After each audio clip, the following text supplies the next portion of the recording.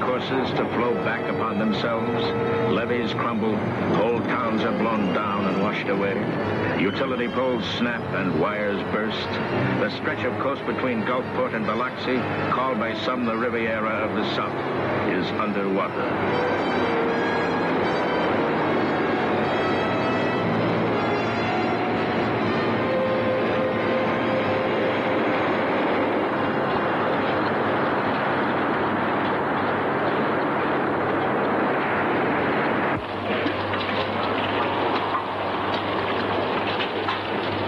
Reaches inland, dumping more water on an already drenched landscape, ripping up live oak trees that had withstood every other storm for over a century. There seems to be no limit to her fury.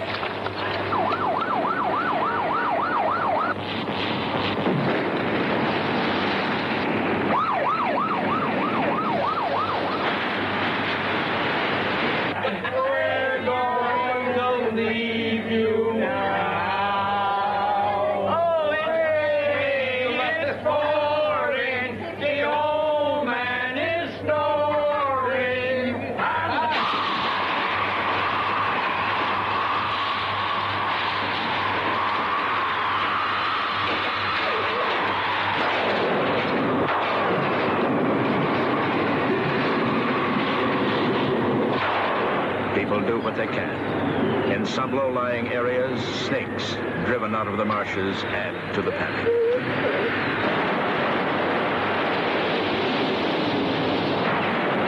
Just before midnight, a tidal surge rises in the Gulf. 30 feet high at the crest, it is thrown against the helpless coast.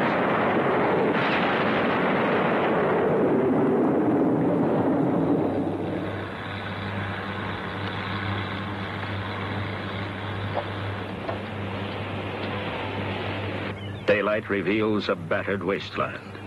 Camille is the worst storm of any kind to hit the United States in 100 years of keeping records.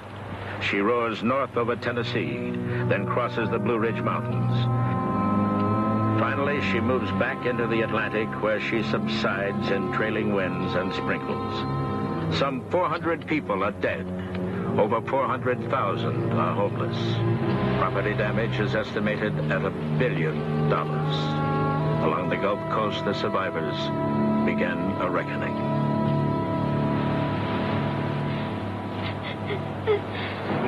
Five couples had a hurricane party, and some of the friends that lived here were over here looking for their friends that were in the party, and they can't be found. I knew about 20 people here. I didn't stay because my parents were worried, and they called my fiancé and insisted that he come and drag me home, and he coerced me very strongly to come, just with the clothes on my back, a change of underwear. The man on the second floor, he had a drink, and he told me to come on up and join a party, that they were going to stay on the third floor, and I told him no, this was too serious. I told him to get out. In fact, I even told him I would call the civil defense and see if I could put him out. So I called the civil defense man, and I was talking to him on the police radio, and the last thing he told me was to go back and get his address of the next of kin so we can notify him. And he looked at me and he laughed. It's bound to be in here somewhere, because all these are the houses that came from in this vicinity. They're all right in here, in this neighborhood. But mine was right on the corner, not on even the fence. Yonder!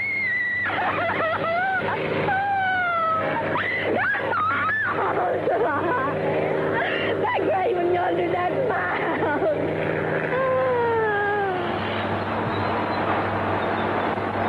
All you have left is your dog? That's right. I'm going to hang on to her. I'm going to hang on to her. Well, I was in the next room, so I saw him go out. The walls just fell apart. We went out rushing with the water. Yes, I have a brother and sister, but we're looking for them right now. And Junior, darling, we all right, sweetheart. I love you. Now, don't worry about us. We all right, darling. And hello to all of you. Thank the Lord. Another one will never catch us here, because if we hear of another one coming, we're leaving here and go way upstate like you asked Mama to do. So, okay, now, I love y'all. So we all right. It isn't destroyed, one man said. It's gone.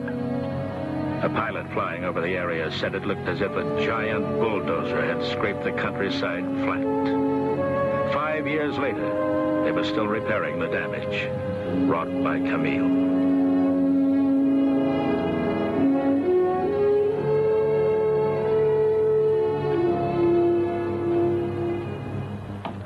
There are some disasters that not only take lives, but destroy whole episodes of human endeavor.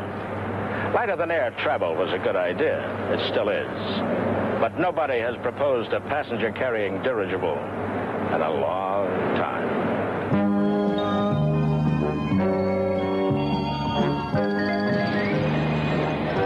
Ever since the day Icarus stuck wings on his back with wax and flew up toward the sun, man has reached for the sky. Unfortunately, the wax melted and Icarus fell back to Earth. But man refused to give up. There was something about floating through the sky. One early daredevil said, "It's as close to freedom as you can get. The only law up there is the law of gravity." Unfortunately, there were other laws, like the one that says, don't let the hot air heater get too close to the fabric. Undaunted still, pioneers like Auguste Piccard pursued the dream. The Explorer was the culmination of those first efforts. It would sail higher than any balloon had ever gone, over 13 miles up. It took ballooning into the realm of serious science. It introduced a new word, stratosphere, into everyday usage. And it carried 3 men to the threshold of space. It did all this and returned on time and on target, folding up like a flower wilting at the end of its season. But the season for lighter-than-air travel was just starting. Designers stretched out the gas bags, added tail fins, attached engines, and set out to do what Icarus could not. The dirigibles could lift many times their weight in passengers and cargo, used a minimum of fuel, sailed more quietly and steadily than the finest ocean liners, and could stay aloft for days. There seemed to be no limit to their potential. The ships used lighter-than-air gas. Helium was preferred because hydrogen was explosively flammable.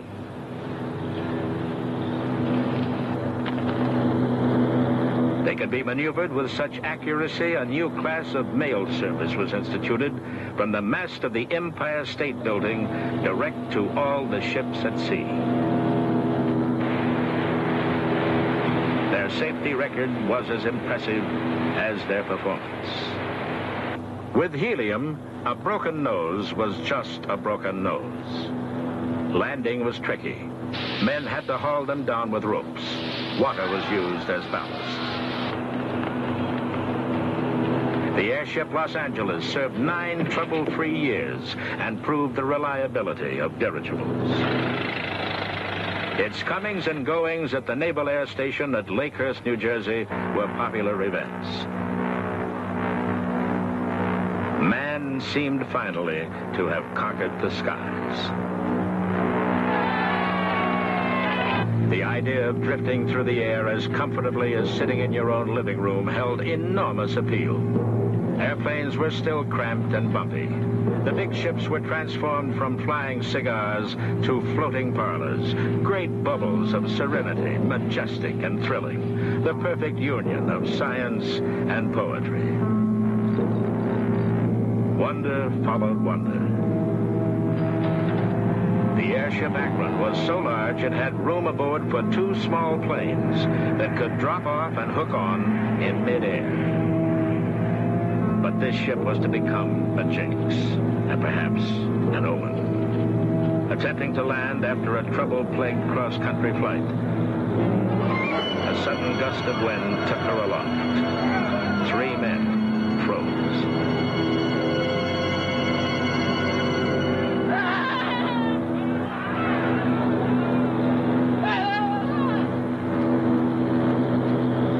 It was 2 hours before the captain could bring the ship down with the sole survivor.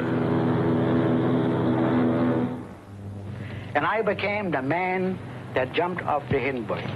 I am Joseph Spa. For 45 years I have been an acrobat and almost made my life with a dangerous act called the lamppost climber. Have traveled the world and have used every means of transportation, but at no time in my travels around the world did I ever think that the day would come that I will have to board a Zeppelin. And this happened to me in 1937.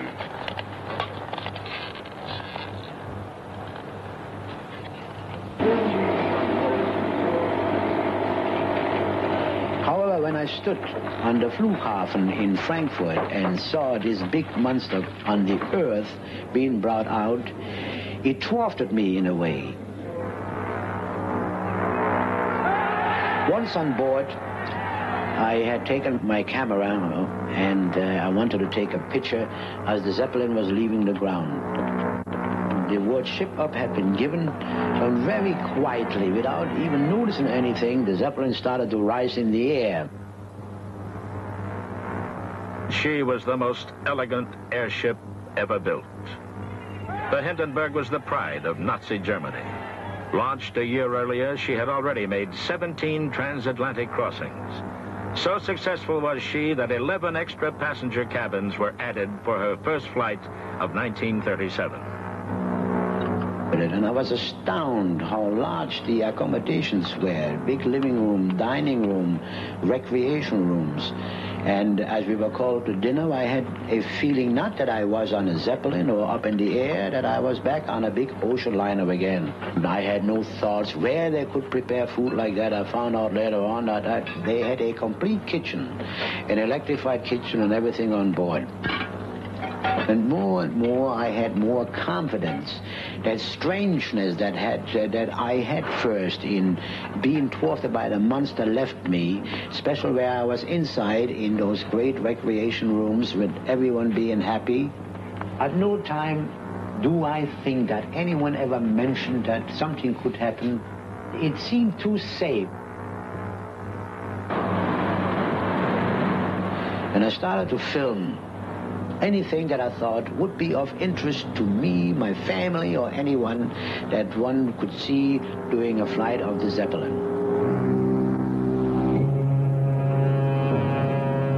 Then in the distance, I saw the first lightning. One of the officers of the Zeppelin, and he came over to me and started to talk to me and tell me there is nothing to worry about. That a Zeppelin can fly right through a storm, or like in our case right now, we will fly right around it.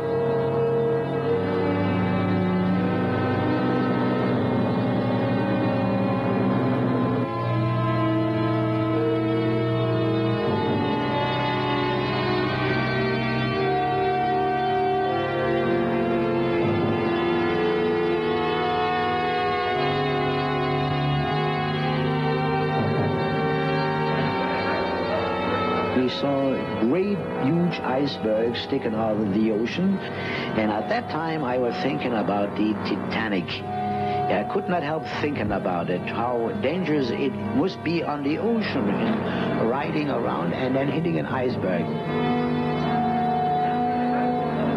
Unlike American airships, the Hindenburg used hydrogen because the U.S. was the sole source of helium, and sale of the gas to Germany was forbidden. We came along Long Island Sound, and then, of course, saw New York, which was, to me, the most thrilling thing. After cruising around New York, we made for Lake Hurst, and the skies became a little dark. The weather looked troublesome ahead. It's not so easy to land such a bulk as a Zeppelin in anything but a very quiet wind. We were now informed that we cannot land at this time because the weather conditions were unfavorable. On the ground, the crowd included those waiting to board the Hindenburg for her return flight, a contingent of reporters, and a radio announcer named Herb Morrison. How do you do, everyone? We're greeting you now from the Naval Air Base at Lakehurst, New Jersey, from which point we're going to bring you a description of the landing of the mammoth airship Hindenburg, which was due here in America this morning at dawn, completing the first transatlantic crossing of the 1937 season. Well, here it comes, ladies and gentlemen, and what a great sight it is. A thrilling one. It's a marvelous sight. It's coming down out of the sky, pointed directly towards us and toward the mooring mast. The ship is riding majestically toward us like some great feather, riding as though it was mighty proud of the place it's playing in the world's aviation. The ship is no doubt bustling with activity, as we can see. Orders are shouted to the crew. The passengers are probably lining the windows, looking down at the field ahead of them, getting their glimpse of the mooring mast.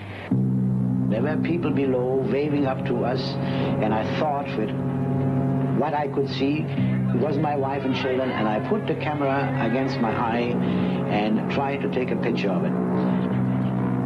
It's practically standing still now. They've dropped ropes out of the nose of the ship. It's been taken a hold up down on the field by a number of men. It's starting to rain again. The rain had slacked up a little bit. The back motors of the ship are just holding it. It burst into flames. Wait, out of the way. Get it started. It's crashing. It's crashing terrible. Oh, my. Get out of the way, please. It's bursting into flames, and it's falling on the mooring mast, and all the folks between us. This is terrible. This is one of the worst catastrophes in the world. Oh, it's funny. Oh, the humanity and all the prayers just screaming around here. I told you. I never talk to people. I can't talk, ladies and gentlemen. Honest, it's just laying there, massive smoking wreckage. And everybody can hardly breathe. Talking, screaming.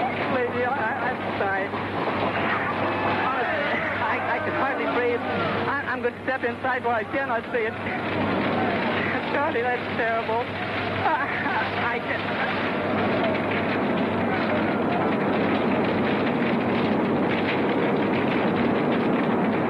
First thought was out. People began to scream and holler. I took the camera and hit this plastic window, and I started to climb out. My left leg caved in as I hit the ground. I was trying to crawl away, and then I saw this big man. He came running toward me, picked me up, dragged me clear, ran with me, and then threw me down on the ground. I raced down to the burning ship. I met a man coming out, dazed. He couldn't find his way. I grabbed a hold of him. To Mr. Spay, it sounds like Spay, we're not sure of it. And he told me he jumped. He jumped with other passengers. I knew that I was very fortunate, and I said that thanks to God that he spared me for now. The only thing I can do say that, I don't know, it all happened so fast.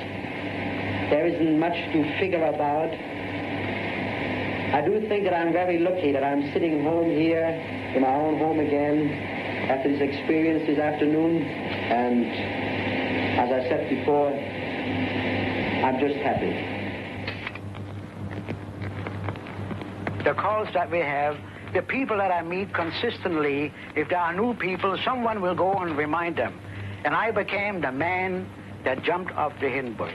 And one day I went into a little dry goods store to get a newspaper and some candy, and there were 3 little girls. And as I came in, one said, "Oh, this is Mr. Spa, this is the man." I could hear this, and I had an idea. This will be about the Hindenburg again. So finally one of them said, "Why don't you go over and ask him?"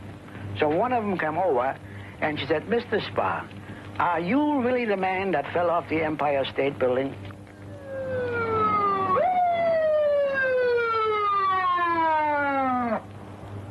Ever wonder what the world was like at the beginning, or might be at the end? There are places on Earth where you can get some idea. It's a landscape on another planet. A moment recovered from time primeval. A glimpse of a vision of an image of a dream of hell. April 1971. Mount Etna, one of the world's most active volcanoes, comes alive again. 11,000 feet of cinders. Mount Etna was called the Forge of Vulcan, the god of fire by the Romans. Emperors would come to watch a power mightier than theirs.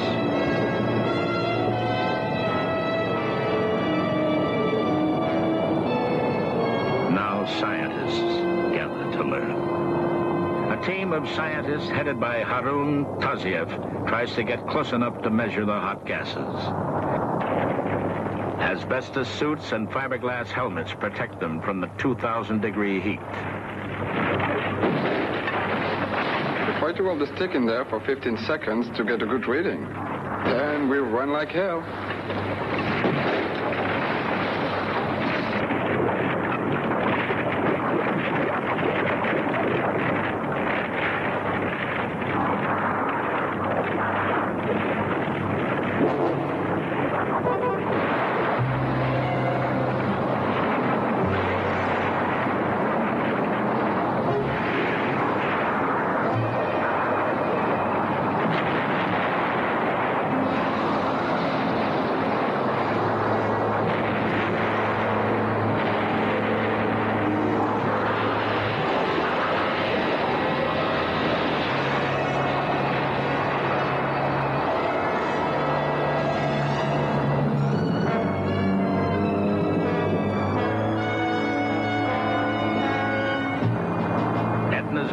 Is plugged solid from the last eruption 7 years earlier. But there are hundreds of cracks in the mountain, and one stream of liquid rock emerges from a fissure only 1,000 feet up the slope, close enough to threaten nearby vineyards and villages.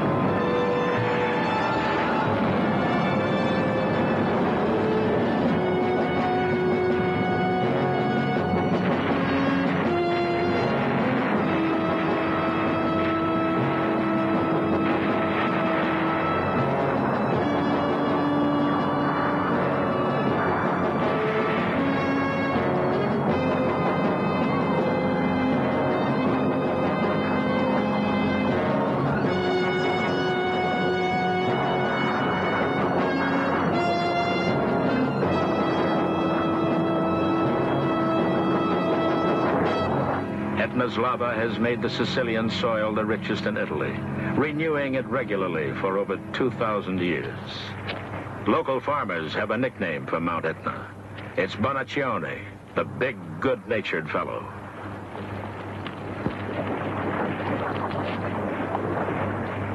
As the good-natured fellow begins to devour their fields, it becomes a monster, without reason, without mercy, without recourse.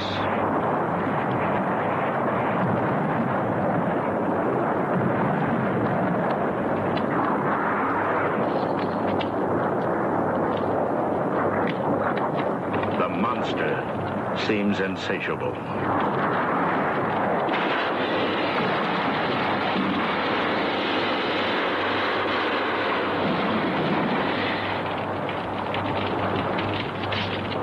Taziev suggests bombing the slopes to open new vents for the lava to flow safely away from populated areas. He is met by a hail of protest and a 17th century Sicilian law that forbids any deflection of the lava from its natural course. It used to be good for business, Bonaccione. Tourists come to see, we do all right, huh? But this is not good.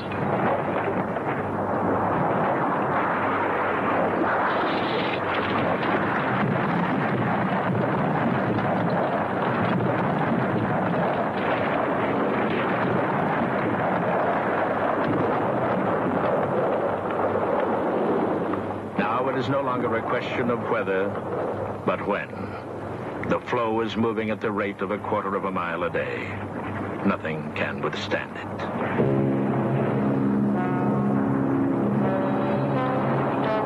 Tourists line the roads and cheer at each new display of pyrotechnics. But eventually, the awesome power of the beast stills even then.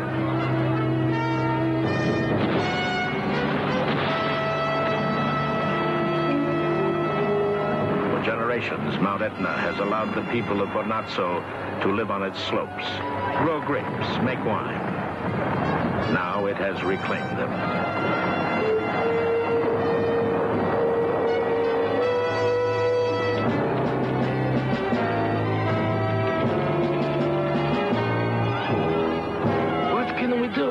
We got no place to go. We stay here, build again, plant again, And one day, the laviship comes again. For 69 days, the lava rolls unimpeded, unchallenged, leaving behind it a surface as barren as the moon. Echoing sobs.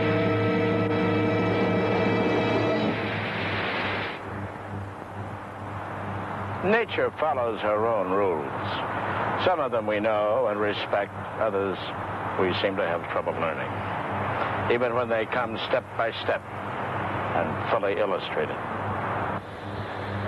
It was bountiful country.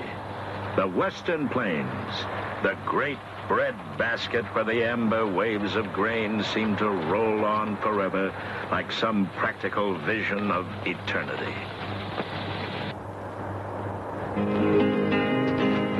Back in 1927, I had a little farm and I called it heaven. Prices up and rain come down and I hauled my crops all into town. I got the money, bought clothes and groceries, fed the kids, took it easy.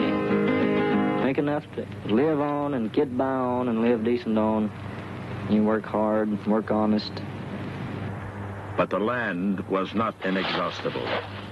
Years of overplanting pretty well used it up. And then the rains didn't come one year or the next. Only the steady sun. The land dried up.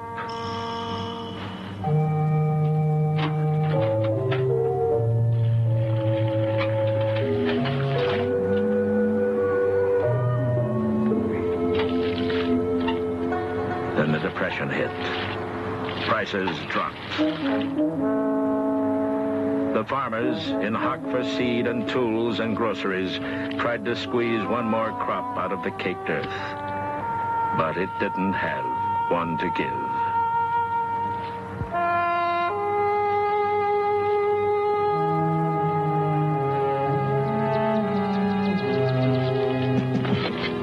Finally, the plows could only make marks, not furrows.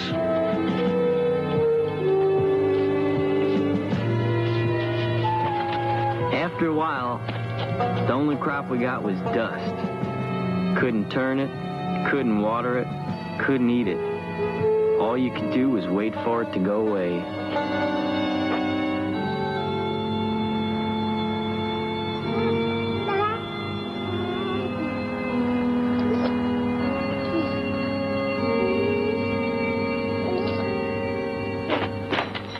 Did a lot of business, but there just wasn't any to find. A wave of religion rolled over the countryside. People who had stooped to now bent to pray and repent. But it didn't seem as if anybody was listening. When the money ran out, when the sheriff came around with a notice from the bank, when the last bit of hope dried up with the land, there was nothing to do but move on. They packed up what they could, pulled up roots that had gone down for generations, and went from being farmers to being migrants.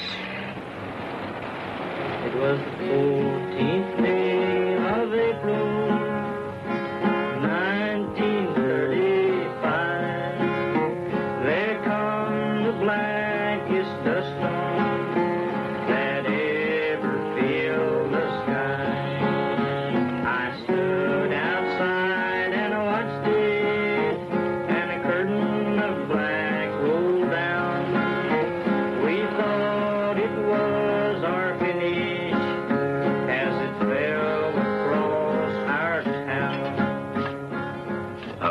crew stayed on. Dogged, determined, not ready to give the land over to desert yet. They dug in and dug out. Well, there weren't nowhere else I wanted to go. And you know, you let the devil beat you one time, he's always going to be after you. Others couldn't hack it. I lived here 25 years on this land. Up to 4 years ago, we always made a living and had plenty. Now, after 4 years of drought, we have to move away, go someplace else to make a living.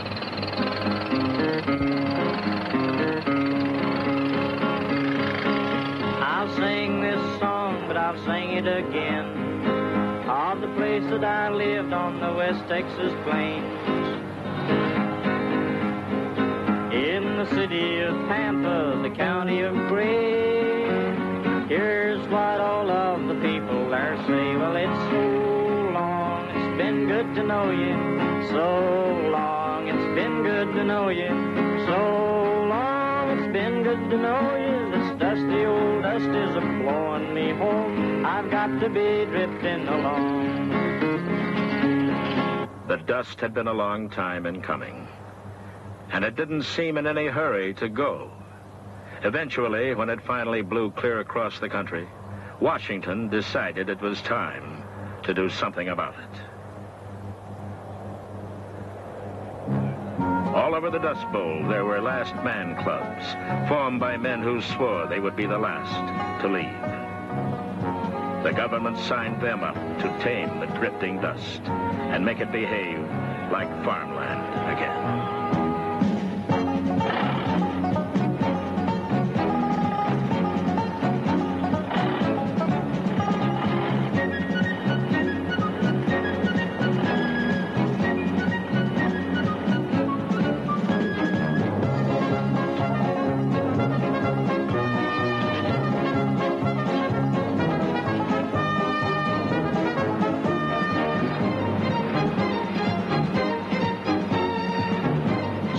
Revived with the land. A vast tree planting program was launched, an investment in the future. Stands of cottonwood, pine, elm, and locust were planted down through the plains from the Canadian border to the Mexican. These shelter belts were to serve as windbreakers, to interrupt the open sweep of country and contain the scouring winds. 20 years later, they stand like sentinels in ordered rows, holding the wind in their branches and the soil in their roots. The land came back. Farmers planted, reaped, raised cattle, and told stories about the great Dust Bowl. The price of wheat and meat went up. The temptation to cash in was strong. People forget. Some overplanted the land again. Some overgrazed it. Some even cut down the sheltering trees to make more room for more paying crops. People forget, but the land doesn't. So long, it's been good to know you. So long, been good to know you. So long, it's been good to know you. This dusty old dust is a-blowing me home. I've got to be rolling along. You know, it's one thing to suffer disaster. It's another to court it. Some people seek danger out, flirt with it, test themselves against it. For these people, life is best savored close to death.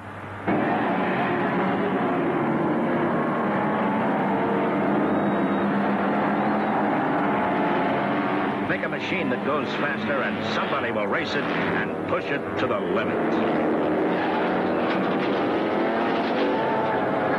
But you never know where that limit is exactly until you get there.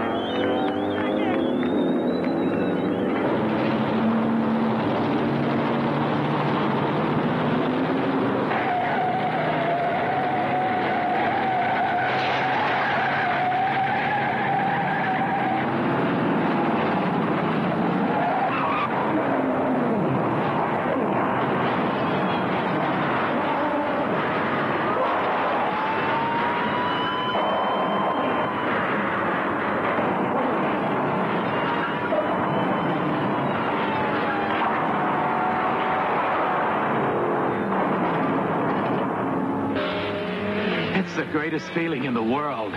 You just go, man, all out.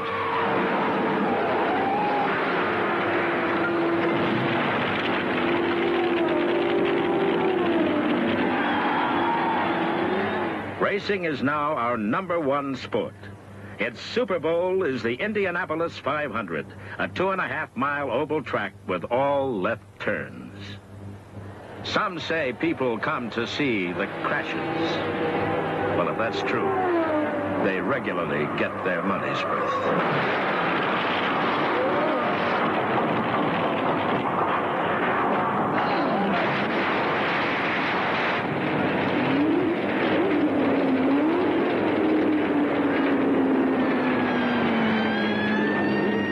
Goes by like a blur. Reaction ain't enough. You gotta anticipate trouble. You gotta depend on the machine under you. And sometimes the crowd gets more than it bargained for.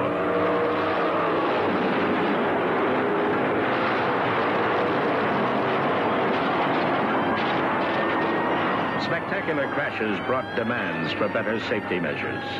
A race car full of high-test fuel is a hurtling bomb. But most proposals would cut the speed, and nobody was ready to do that. Not until 1973. That was the year Andy Granatelli brought 3 of the fastest machines ever designed to Indy, and 3 of the best drivers, including Swede Savage and Gordon Johncock.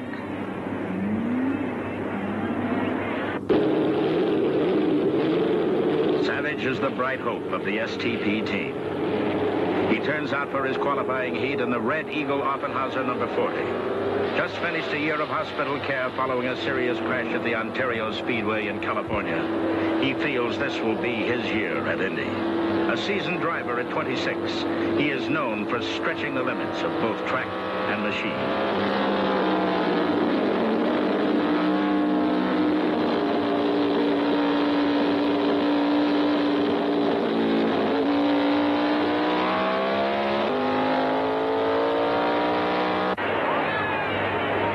His best lap is clocked at 197 miles per hour, the fastest yet. And the crowd acts as if he already had the race wrapped up. He wins the coveted pole position, #1 to start. Teammate Gordon Johncock also qualifies, but veteran Art Pollard's car veers into a wall and disintegrates.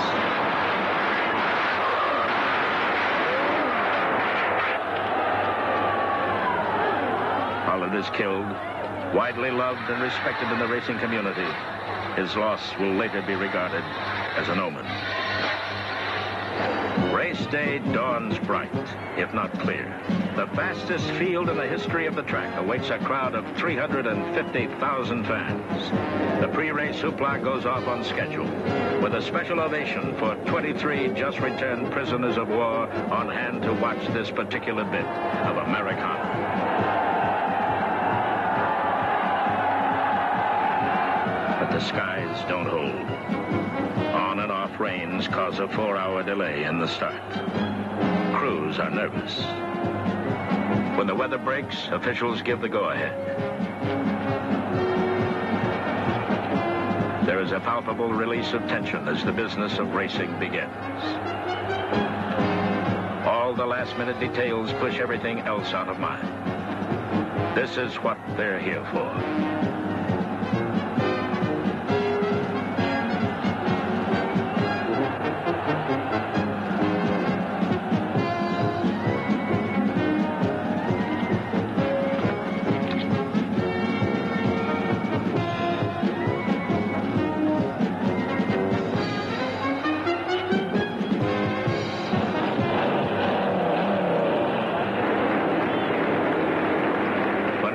Onto the track, something is wrong. The cars seem unable to find their proper places. Instead of a neat lineup in the pace lap, the field looks like a freeway traffic jam. Somebody screwed us up. Swede didn't get the pole position. I don't even know where I was.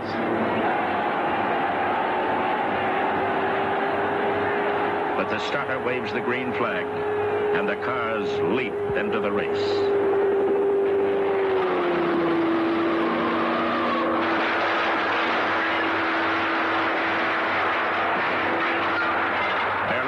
first lap, Salt Walter careens into a wire mesh fence, spewing 75 gallons of burning fuel onto the crowd. A dozen spectators are injured. Walter, at 25, the youngest driver on the track, is badly burned. The race proceeds slowly under the yellow flag. But by now, the drizzle has turned into a downpour, and officials call for the red flag. The lineup for the second day start is no more organized than the first. But there is an urgency now to get on with it, as if a start could somehow hold back the rain which threatens again.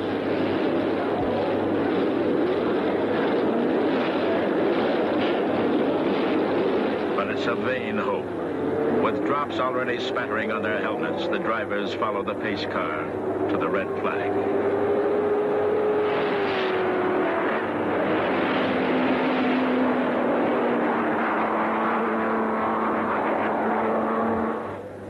The third day is gray, but so far dry. Less than half the fans wait through 5 uncertain hours to early afternoon. Then,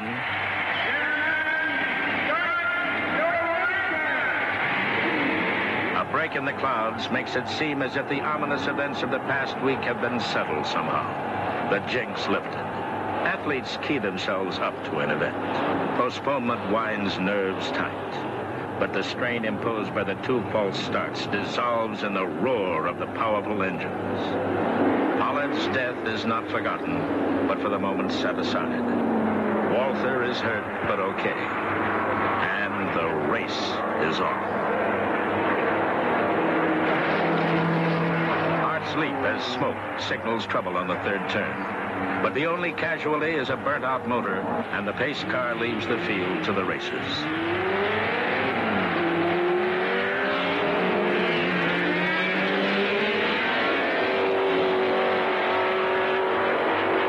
Bobby Unser in a White Eagle takes the early lead. His brother Al is also in this race. A third brother injured in a racing accident years ago and now confined to a motorized wheelchair is chief mechanic.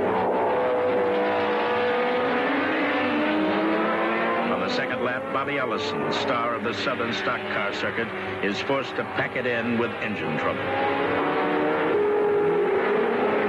We were keeping up a good clip, but it wasn't sprint time, you know? The track was slick, and, well, we were just kind of cautious. On the fourth lap, Peter Rebson slides into a wall. He survives. By the ninth lap, Swede Savage has gotten back up to third place.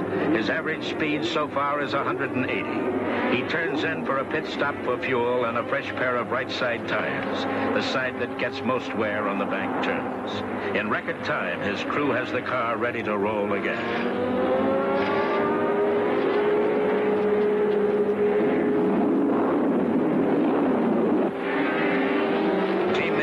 Johncock in number 20 has been moving up, and the third STP driver, rookie Graham McRae, is holding his own.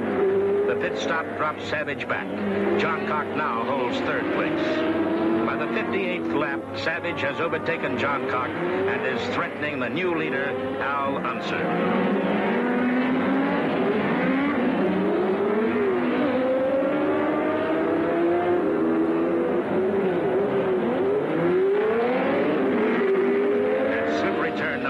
Savage loses control.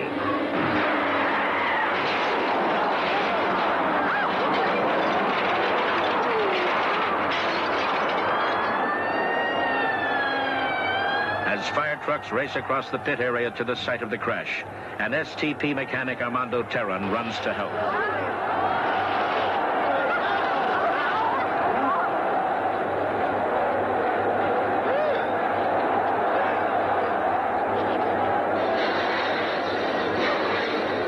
And Terran are both rushed to the hospital. Terran is dead on arrival. Savage will hang on for a month before this race takes its final toll. When rain finally halts the race, Johncock is declared winner. New safety standards follow, but the race is still to the swiftest. Who can see the wind? Neither you nor I. But when the trees are bending down, the wind is passing by. Robert Louis Stevenson wrote that. He was English and had never experienced a tornado.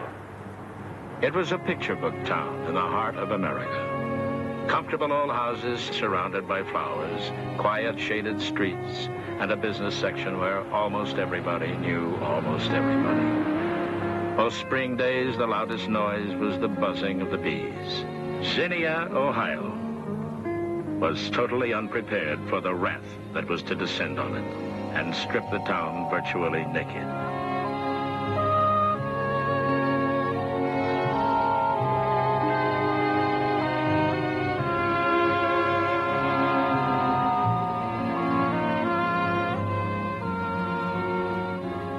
April 3rd, 1974.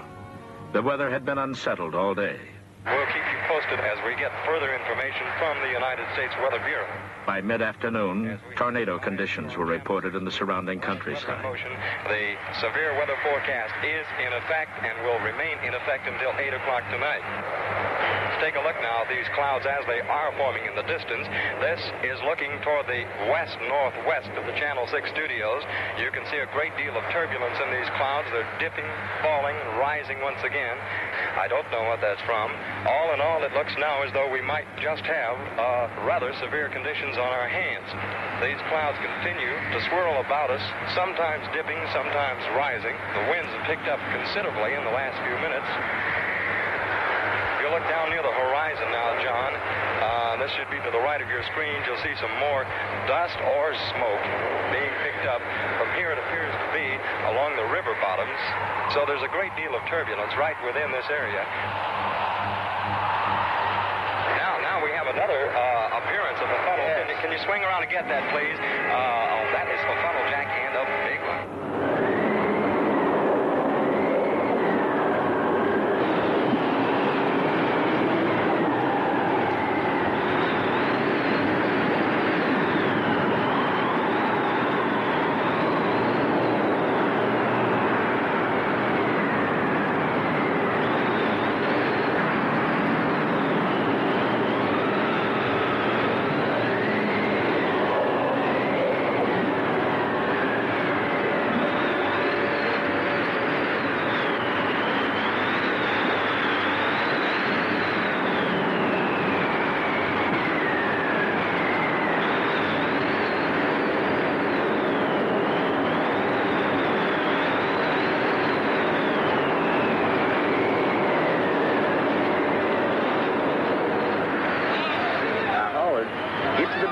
But it came too fast.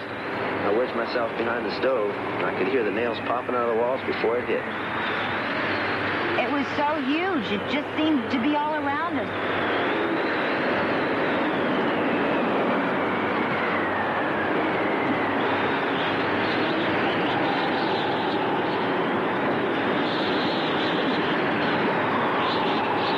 It got black as night. The air felt funny, and there was this god-awful noise like a bunch of freight trains. Sounded like the sky was full of jet airplanes. It reminded me of a buzzsaw.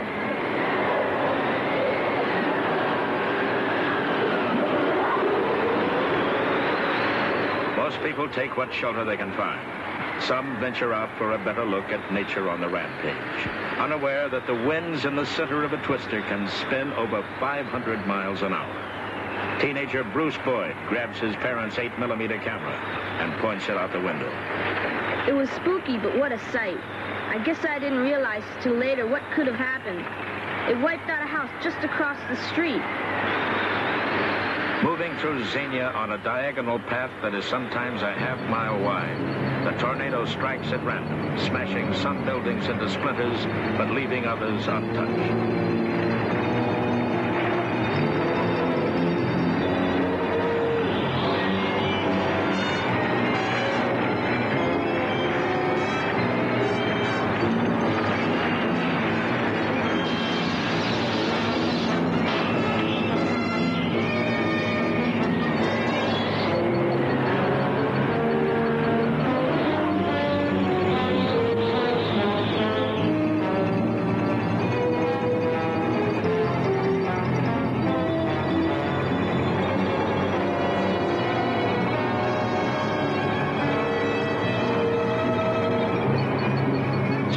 called it the finger of God, others the tail of the devil. No one could remember anything like it.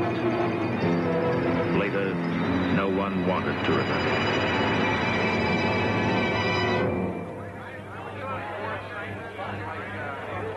It was just like some big thing pushing at me. It was funny how quiet the dogs got. We should all be dead is what? We lost everything we had. But until you've lived through it and seen the real thing, you just have no idea. Got in the car and went home. I thought it'd be the safest place, but when I got in the door, the house burning on us. The tornado that hit Xenia, Ohio, is only one of over 100 twisters that played through 11 states that day, claiming 300 victims before they dissolved. An editorial in the Daily Gazette says, "Great communities have come from tragedy." When asked how he was going to start, one old-time resident said, "One stick at a time." Ohio grit will have to see them through. There is very little else left.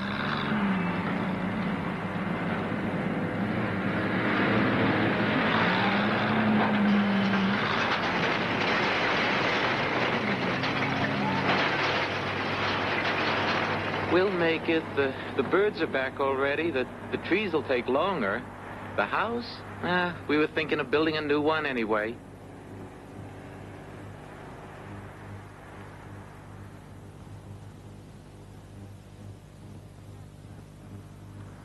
In the aftermath of accidents, we scramble around looking for causes. Attaching reasons or assigning blame makes us feel better.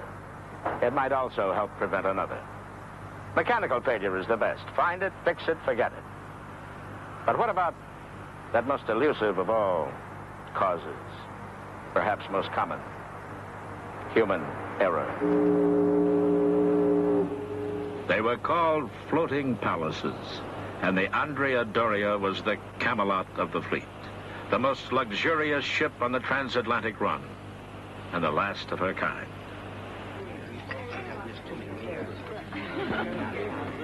There is something for everyone here. As the brochure said, she must provide her passengers with an experience that will somehow be different, one they will never forget as long as they live. I lived like a king is what I did. It was play and party all day and half the night. July 25th, 1956. Only a day away from docking in New York, everybody is looking forward to one last fling. That morning, the Swedish liner Stockholm leaves New York. She boasts a specially reinforced bow designed to break through heavy ice. In mid-afternoon, the Andrea Doria hits fog. Her captain takes normal precautions, closing the watertight doors and sounding the foghorn. Everyone is aware of the fog. Few are worried. To some, the note of the foghorn adds to the romance of the last night out. With darkness, the Doria's captain decides to cut the ship's speed slightly, again according to normal procedures. Nobody was nervous. Nobody thought about it. They got radar now and all that stuff. It was just a lovely party. Everybody felt fine and happy. At 10:40, the Andrea Doria's radar registers a new blip. With a Nantucket lightship already 20 minutes behind her, this one is recorded as a moving vessel, 17 miles ahead. I just didn't want it to ever end. I was having too much fun.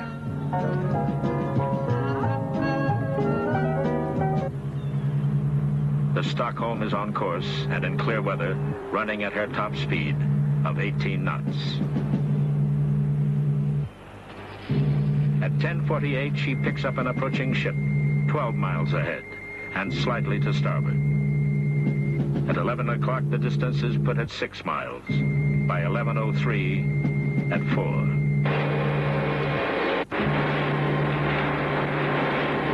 The traffic lane through the North Atlantic is one of the busiest in the world. But universally accepted rules of the road make the safe passage of ships, even in fog, almost routine.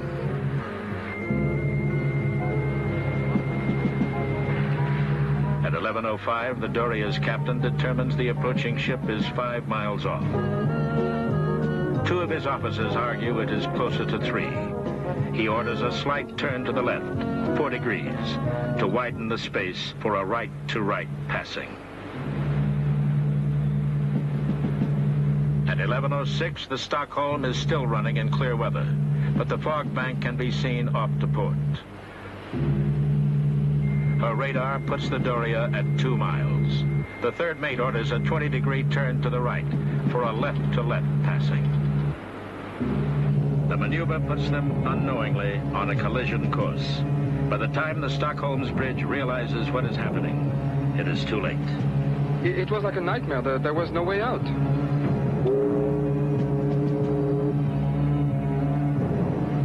The Doria turns hard. The ship's telegraph flashes full speed astern.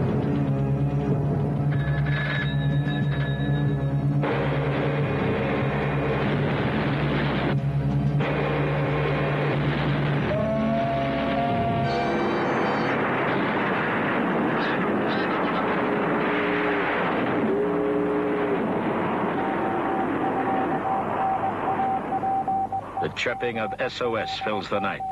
Astonished relay stations read the call and race to answer. Over 2,500 lives are at stake.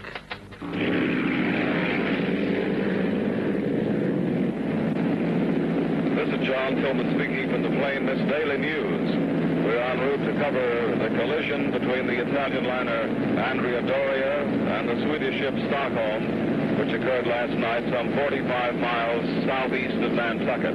As we circle, certainly is a sorry sight, a very sad sight indeed, to see the pride of the Italian fleet, the luxury liner, the 29,000-ton Andrea Doria, wallowing here in the Atlantic Ocean.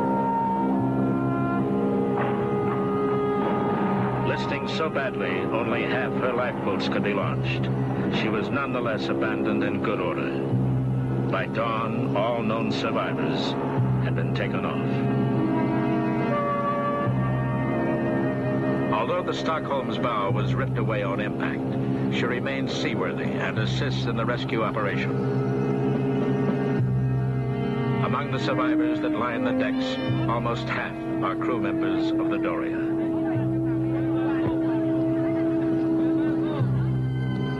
The ocean-going tug Cape Ann and the liner Ile-de-France finish the job of picking up survivors and leave for New York. Of the 1,706 passengers and crew members of the Andrea Doria, 46 are lost. Aboard the Stockholm, 5 seamen are dead. It is a miracle that the toll wasn't heavier. At 5:30 in the morning, the captain is among the last to leave his dying vessel. Now he waits for the inevitable.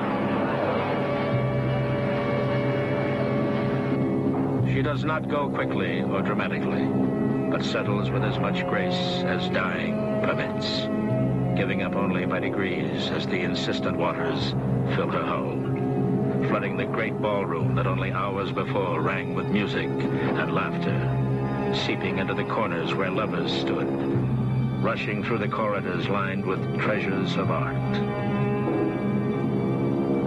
She is a long time dying, as if to signal fully the regret of it all. For with her, the era of the luxury liner has come to an end. At 10:09, the ship many call the most beautiful in the world took her place in the graveyard of the Atlantic. The Ile-de-France is the first to reach New York with survivors.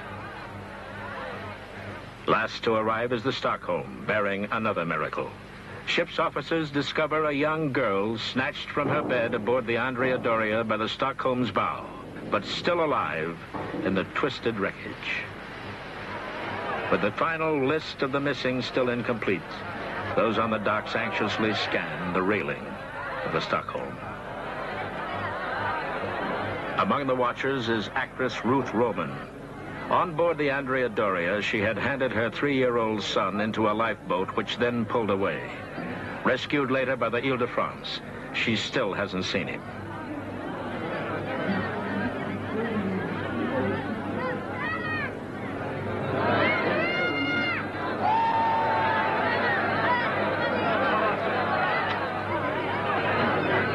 ordeal is over. For some, all that is left is to weep and to mourn. Recrimination and accusation would come soon enough. For most, it is a time for thankful joy.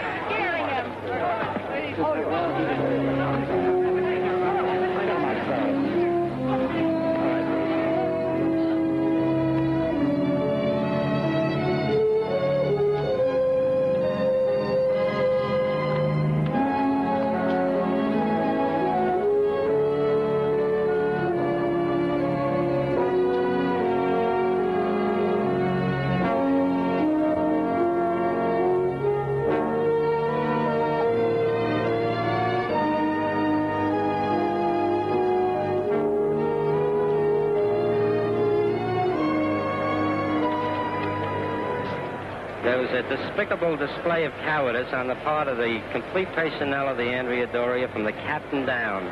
I could sing you a song or write you a book about them. We never saw an officer in the 4 hours we were there.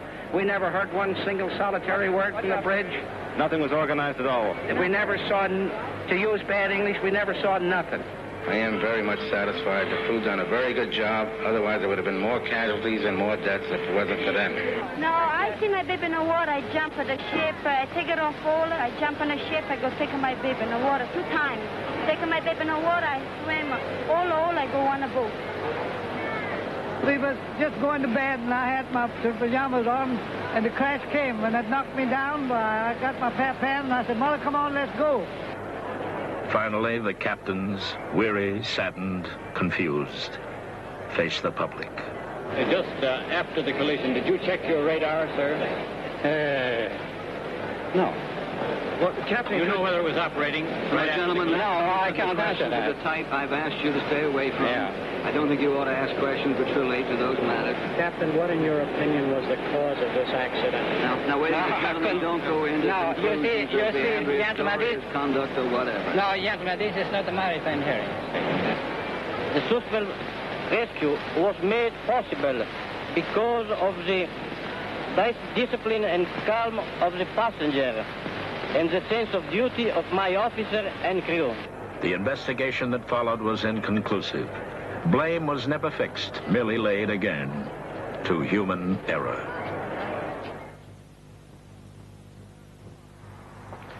You know, there's a lot of modern life that we take for granted. We assume the water that comes out of the tap is fit to drink. We assume the pilot of a jet airliner knows what he's doing. We assume elevators will carry us up a tube of air and deposit us safely in the middle of the sky, and that we'll get back down again.